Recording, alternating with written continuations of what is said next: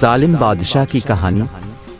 ایک زمانے میں ایک بادشاہ تھا جو بہت ظالم اور ستمگر تھا۔ وہ اپنی رعایا پر بہت ظلم کرتا تھا، غریب لوگوں کو لوٹتا، ان کی زمینیں چھین لیتا اور انہیں اذیت دیتا۔ ایک دن بادشاہ نے اعلان کیا کہ وہ ایک بڑا تہوار منائے گا۔ اس تہوار میں تمام رعایا کو شرکت کرنا ضروری تھی، لیکن بادشاہ کا اصل مقصد یہ تھا کہ وہ اس موقع پر غریب لوگوں کو مزید اذیت دے۔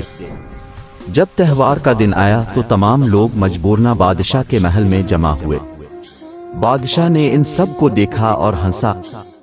اس نے حکم دیا کہ سب لوگوں کو کھانا نہیں دیا جائے گا۔ پھر اس نے اپنے سپاہیوں کو حکم دیا کہ وہ لوگوں کو مار پیٹیں۔ لوگ بہت ڈرے ہوئے تھے۔ وہ بادشاہ سے رحم کی درخواست کرتے رہے لیکن بادشاہ نہیں مانا۔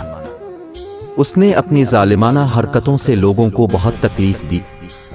کچھ دنوں بعد ایک سادھو بادشاہ کے محل میں پہنچا۔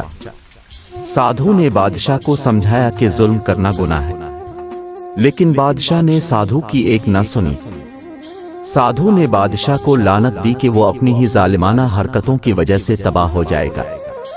بادشاہ نے سادھو کی بات پر ہنسا اور اسے محل سے نکال دیا۔ کچھ عرصے بعد بادشاہ بیمار ہو گیا۔ اس کی بیماری دن بدن بڑھتی چلی گئی۔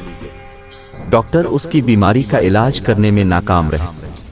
بادشاہ بہت پشیمان تھا۔ اس نے اپنی تمام ظالمانہ حرکتوں پر نادم ہونا شروع کر دیا۔ آخر کار بادشاہ کی موت ہو گئی۔ اس کی موت کے بعد لوگ بہت خوش ہوئے۔ انہوں نے بادشاہ کی قبر پر پتھر مارے اور کہا کہ اس ظالم بادشاہ کو جہنم میں جلا دو۔ اس کہانی سے ہم یہ سبق سیکھتے ہیں کہ ظلم کرنے والا ہمیشہ تباہ ہوتا ہے۔ اگر آپ کو یہ کہانی پسند آئی ہے پھر ملیں گے ایک اور کہانی کے ساتھ۔ اللہ حافظ۔